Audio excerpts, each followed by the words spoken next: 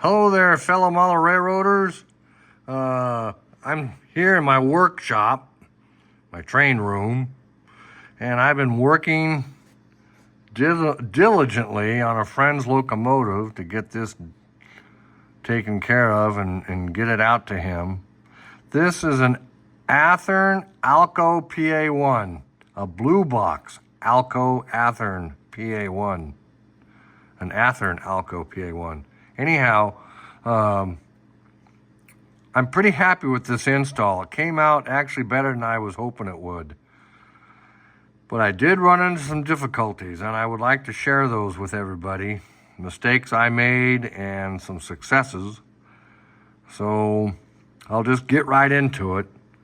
What I was originally going to do was install a board, a Soundtrax TSU PNP-8 decoder. And what I did to make sure it was going to fit, I took 2 pieces of 80 thousandths stock styrene, and I just took some double-sided tape and taped them together. And the thickness of the actual TSU PNP-8 decoder is about 0.161, 162. And this, the thickness on this is 0.163. So I figured if this will fit, the decoder should fit. Well, it didn't fit. So I had to go to a plan B. And plan B was to use a Decoder Buddy Mini along with a 21-pin decoder, a Tsunami, what they call a Tsunami 21 NEM8 decoder. And I had one, and I burned it out, and I'll share why. I'll share with everybody what I did. I got lazy, and if you'll look right here, let me get my pointer here. This black wire, this pad right here, I don't know if you can see it or not, but the black wire, I stripped the insulation back too far. And this wire was laying across the light wire. The 2 outside pads are for track power, and then the 2 inner pads, let's see if I got this right here. Yeah, the 2 inside pads are for the lights. Well, this wire for the track, the black wire, was laying across the light pad and shortened it out. And I destroyed the decoder as a result. So, lesson learned, make sure I strip back all the wires just enough so I can land them on the pad and solder them. Don't leave any more wire exposed than I have to, because eventually, someday, those wires, if they're stripped back too far, they will come in contact with something and they'll blow out your decoder, like what happened to me. So, that was the first lesson I learned. What happened was last night is I got this all done. I had the decoder in it. I got it on the track and it started to run and then it quit. The speaker started to actually make a weird noise. And I go, what the heck's going on there? So, well, that was because this wire was shorting out. But I couldn't find it. I was tired last night. I was trying to get this done, but it just didn't work out. So I ended up having to go to bed. I woke up this morning thinking about it. And what I did is I called Nick at Nick's Trains, who owns the Decoder Buddy. It's a great product. I really like the Decoder Buddy. it saves you all kinds of trouble. And one of the things I like about it is it's got built-in resistors, so you're not having to install resistors for the lights because they're already there. Anyhow, speaking with Nick, as I was talking to him, I was looking at the board, and that's when I found this wire touching the other pad. But before I ended my discussion with Nick, I asked him if these pins right here on the decoder buddy that you see my pointer pointing at, and let me turn this over. If these pins can be cut back. And he said, he told me, yes, they can, Mel, but make sure that you put the decoder on first and then give them a haircut, what he called a haircut. Cut them back, making sure that you can still see the pin protrude from the top of this header, this black header right here. He called this part a header because he told me that everything that happens with the decoder happens at the top of this header. So make sure, he says, when you cut them back, you don't cut them back so far that they're sticking down inside this header. So if you need clearance, you can cut these, but just make sure you put the decoder on first and then take a pair of like Xeron cutters, such as these here, like these here,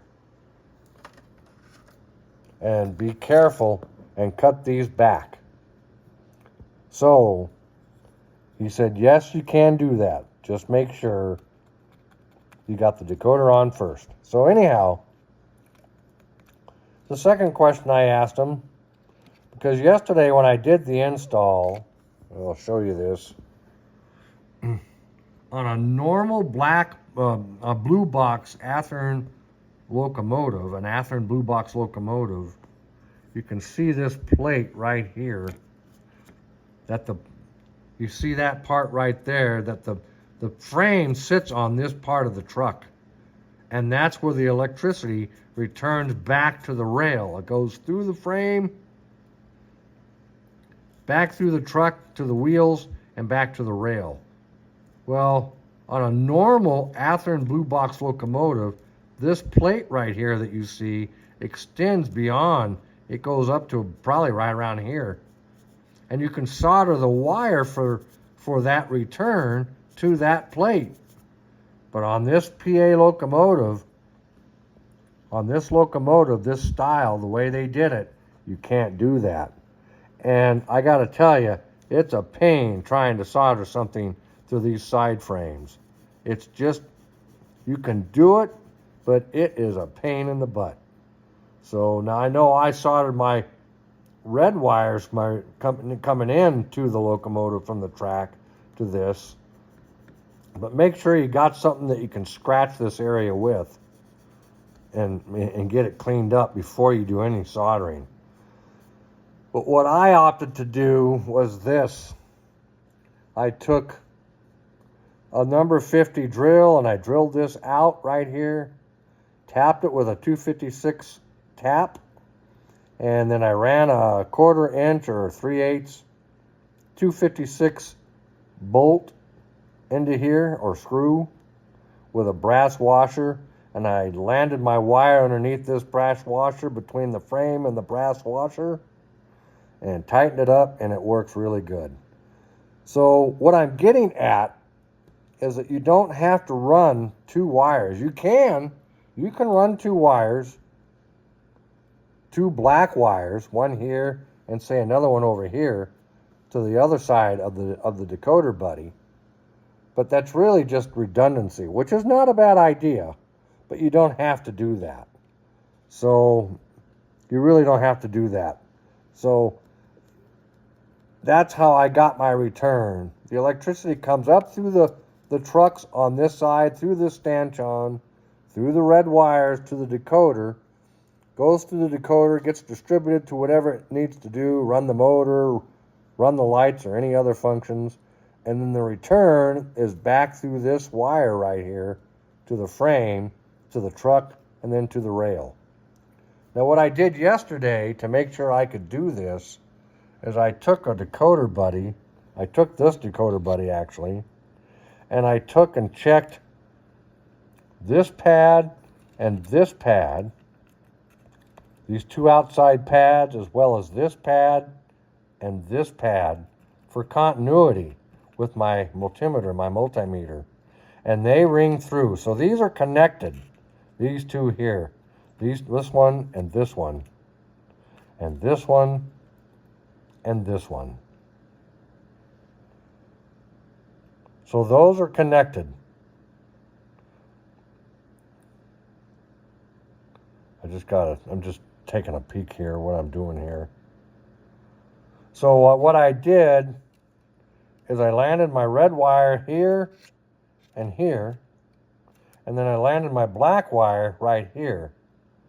So both trucks have got power going to it, but since both trucks ground out with the frame, through the frame, excuse me, I figured I only needed to have one black wire. And it works. It works fine. And Nick said, from Nick's Trains, that you can do it that way.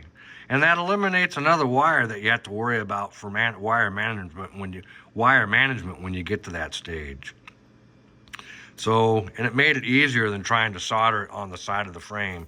It just doesn't work that well for me. So this made it much easier. So with that said, this is just a test decoder. It does not have a sound driver in it, just a motor driver. And it seems to run pretty good. I got my lights routed, a regular headlight and the Mars light. And I had to change out the speaker.